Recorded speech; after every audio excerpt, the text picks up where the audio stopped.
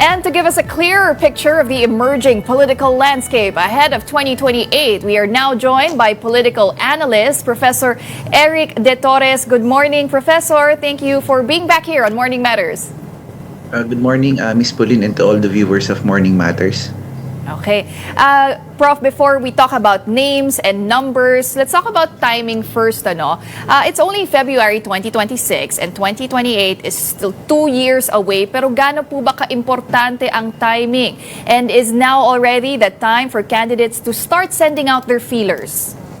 Well, timing is everything in politics, Pauline. The way that we intend to look at it as such is that if you declare too early, you will, of course,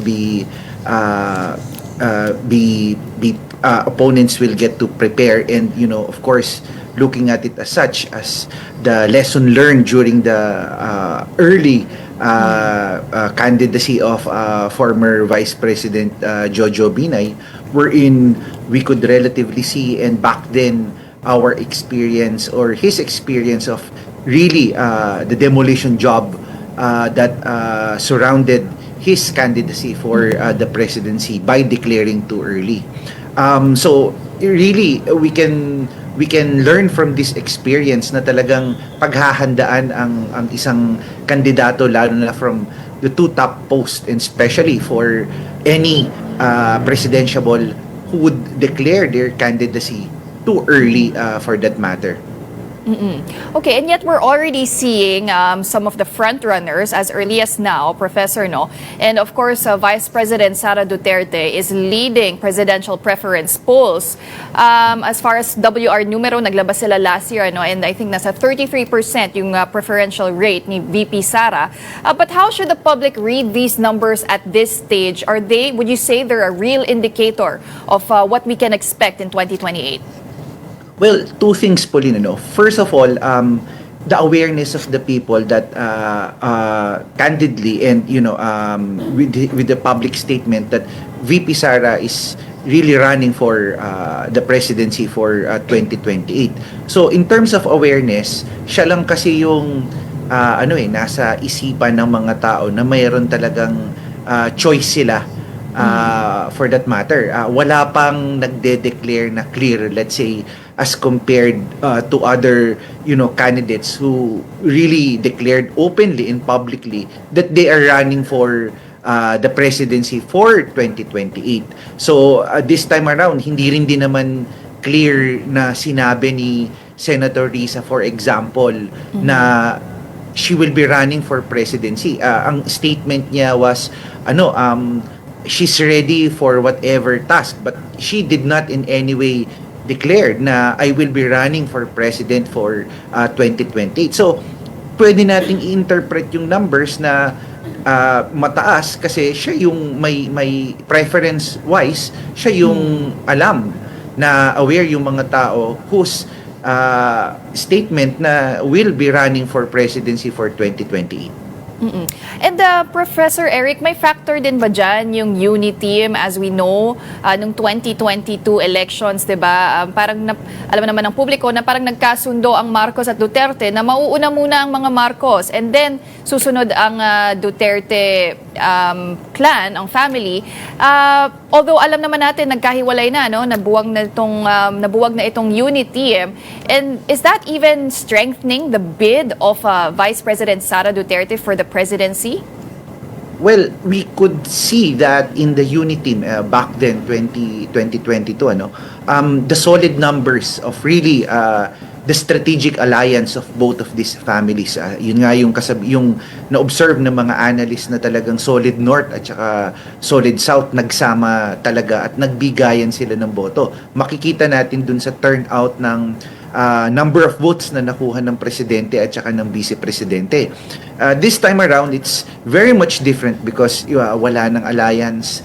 Talagang completely, we could say na talagang yung awayan or yung hidwaan sa kanilang pamilya ay talagang mabigat. But it seems that the solid South is there for VP Sara. So strategically, if I'm to get the numbers, we just have to look at to solidify the Mindanao and Visayas, and get some percentage in the north, and mathematically you can still win, because consistently we could say that the numbers of VP Sara is consistent in Mindanao, as well as some parts basically of the Visayas. So all I have to do basically is to get a certain percentage from the north, and mathematically I could win, and that would also depend on the number of candidates who will be running for presidency. So Sara Duterte is a clear front-runner, pero Prof, sino ba ang ideal running mate for a Sara Duterte in 2028? Because names are being floated from Senator Amy Marcos, Senator Bongo. Who would you think would make the most viable running mate for her? Well, of course, for me, the viable running mate for VP Sara should be someone coming from the north. Doesn't necessarily follow that it could be Senator Amy. So, but again, formidable individual who came from the north, that is basically to solidify and get that percentage that I'm talking about, to convert it basically to votes for both individuals or for both candidates for the president and the vice president. Kasi magtutulungan ng boto. Pwedeng buhatin ni VP Sara kung sino man yung manggagaling sa norte na yun, at i-transfer yung votes ng south to that person, and that person naman can eventually convert his numbers to VP Sara for the north. So ako, strategically, I would be getting someone who's either popular or a formidable candidate coming from the north, or specifically bailiwick coming from Metro Manila. And that leaves us to the next question. Who would be a worthy opponent for Sara Duterte if she runs for the presidency? Sino yung magiging formidable opponent sa kanya? So the opposition hasn't declared a standard bearer just yet, but you have Senators Risa Ontiveros and Bam Aquino already confirming that they are in talks with the former Vice President Leni Robredo, although hindi pa talaga sinasabi, Professor, kung sino yung magiging kandidato ng oposisyon. But first, let's discuss ano ba dapat ginagawa ng United Opposition at this point? Is that focusing on unity, unifying themselves, on the narrative, or should they be rallying already at this point behind a specific candidate? Well, at this juncture, we could observe that they are already consolidating. But I think it's also a strategy on the part of the opposition to just float names. But really, I think they're still in the final, in my guess, in my observation, they're still in the final stage of basically preparing who will really run as the opposition candidate for 2028. That's my assessment, because if you again declare too early, with all possible narratives that can be attacked, that can be used as an attack to a particular candidate, mapaghahandaan talaga.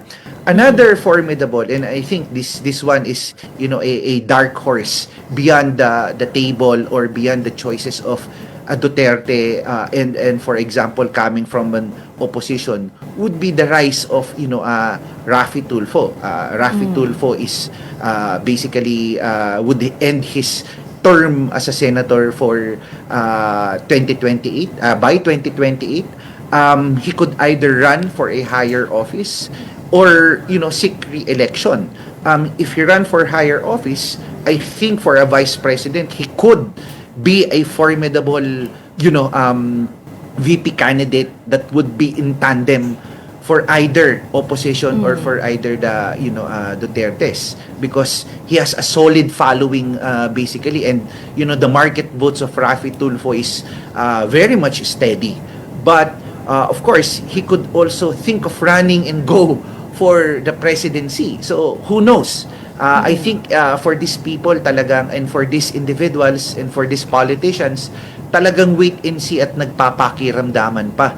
Masyado pang 2026 is very crucial and critical, because we could observe the polarization na talagang clear yung distinction ng lines of alliances of politics as we end this year and come 2027. klaro na yan at tapos na ang positioning nitong 2026 by end of this year.